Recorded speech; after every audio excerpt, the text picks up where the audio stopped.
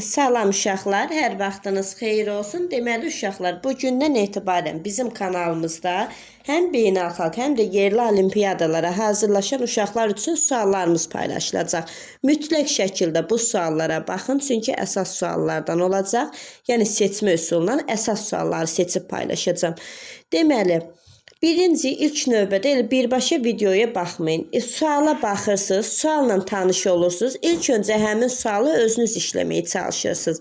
Əgər işləyib cavab ala bilmisinizsə, nə xoş. Yox, əgər cavab tapa bilməmsinizsə, ondan sonra mütləq şəkildə izaha baxın və yəni izahı yadda saxlayın. Deməli, bu bizə nə verir? Yuxarıdakı 4x4-lük cədvələ 1-dən 4-ə qədər rəqəmlər hər sətir və hər sütuna bir dəfə yazılacaqdır.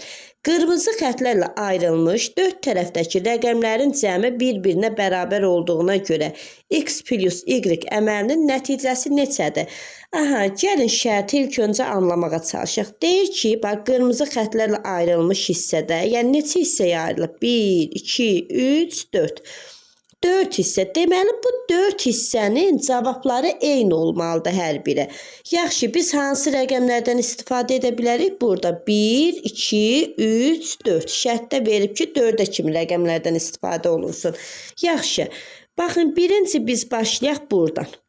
Çünki burada bizə 4-ü veriblər. Yaxşı, burada 4 varsa, gəlin, deməli, 4-ümüz var. Bura qoya bilərikmi biz 3, 3, hər sətir sütun üzrə. Bax, bu sətir üzrə 3 qoydum, bu sütun üzrə də 3 qoydum. Topladıq, cəm neçə oldu uşaqlar? 10 oldu.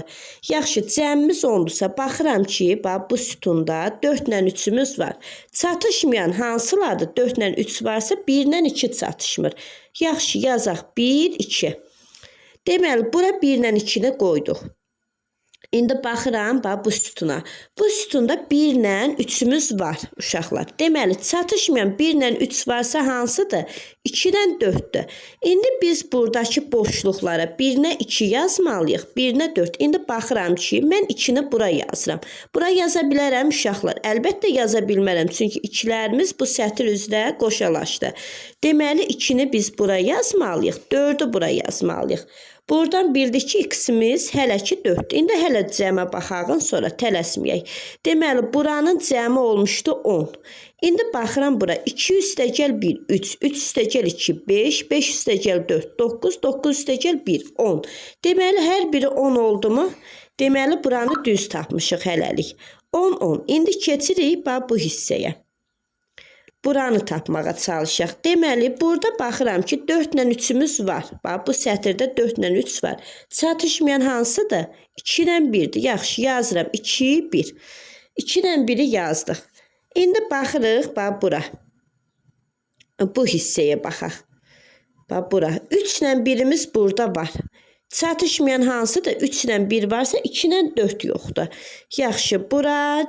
Gəlin, biz 2-ni baxın, bura yaza bilmərik. Düzdürmü? 2-lərimiz qoşalaşa bilər. Deməli, 4-ü bura yazarıq, 2-ni bura yazarıq. İndi burada 2 ilə 4 var. İndi baxaq görək, bu cəm neçə olacaq? 4, 2, 6, üstəgəl 2, 8, üstəgəl 1, 9. Burada yazarıq 1. 10 oldu mu uşaqlar? Deməli, oldu. Buranın da cəmi 10 oldu. İndi keçirəm, bax, bu hissəyə. Burada 1, 2 var, bu sətirdə çatışmayan 3 ilə 4-dür. Yazdım, 3, 4. İndi bu sütunda hansılar çatışmır, uşaqlar? 1 var, 2 var, 4 var. Deməli, çatışmayan 3-dür. İndi toplayaq görək 10 oldu mu? Bax, 3, 3, 4. Toplayanda oldu 10. Deməli, biz artıq x-i də tapdıq, y-i də. X bərabər oldu 4-ə, y də bərabər oldu, elə o da 4-ə. Bizdən də cəmin soruşur, 4 üstəgəl 4 oldu 8. Yəqin ki, aydın oldu uşaqlar.